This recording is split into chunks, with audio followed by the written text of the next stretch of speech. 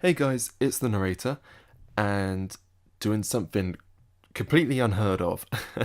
I am going to be sharing with you guys a little extract or little example or preview of something that I've been working on. A few years ago, I released Unspoken Rumours, a teaser for Unspoken Rumours, and since then, I have adapted the story, changed it, altered it, and now I have a completely new story from it. So, what started out as a story, which I will go into more detail with my inspirations behind it, but in the meantime, I want to leave you this preview and I'll go into all the details about how it's changed, where it changed from, what's happened to it at a later date. But for now, I'd just like to leave you guys a little preview, a little something that I've been working on. And I guess the main reason why I'm doing this is because I would love to hear some feedback on it. This project is far from done.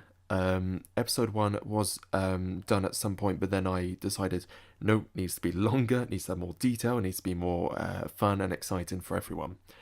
So this is just going to be a small preview, maybe 2 minutes, and I hope you guys enjoy. Bear in mind that it is 10:30 at night, and I was not prepared to narrate tonight, but I want to get something done. So, I hope I don't disappoint.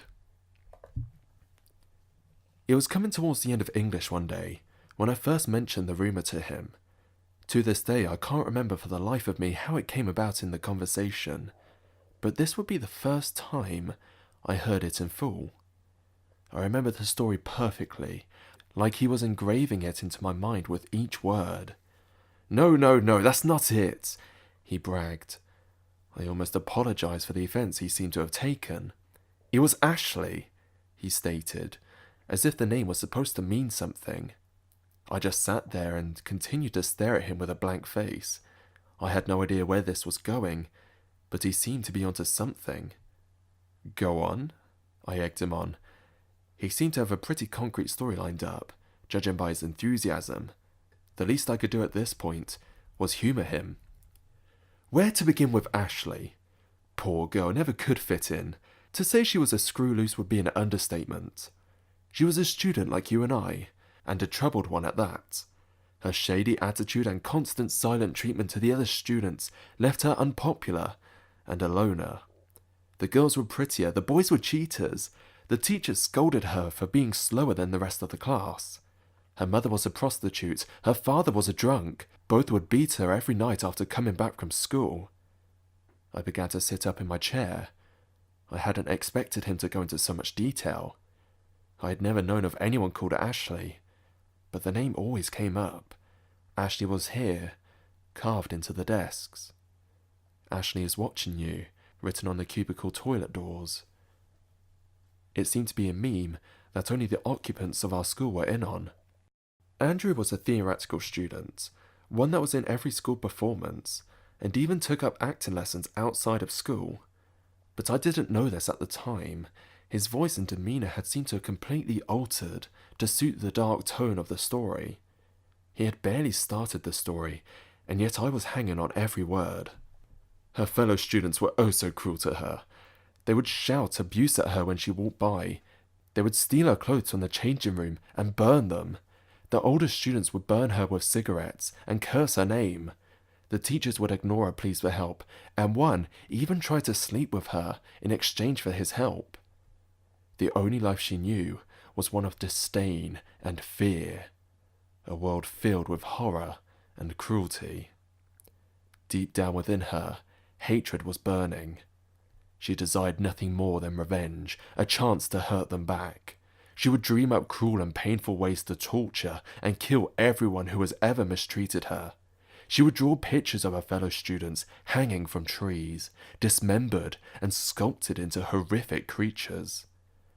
No one knew. Everyone thought she was harmless. Until the day she finally snapped, that was. No one saw her loosen the valves on the gas taps in the science lab.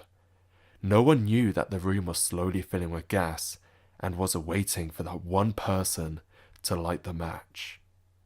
No one saw her lock the door behind the class as they entered. She withdrew the box of matches from her pocket. Several members of the class were quick to notice, but hadn't yet sensed the smell of gas that permeated the air. She gave them just enough time for them to process what was about to happen. And with that, she lit the match. Okay, so that is the new and improved Unspoken Rumours. I may release what I originally had in mind for this series, but until that day comes, this is what we got. I haven't narrated in a little while. I've been moving house. I'll be moving there next week, so I should be back to narrating every week after that. Thank you for your patience, and feedback on this would be greatly appreciated, because I'm not great at writing, so any advice will do great. And also, I've finished episode 2 of the Fallout Remastered series, on to episode 3, so as soon as that's done, that will be up as well. Thank you very much for listening, and I will hopefully be back in the next week or so. See you then, guys.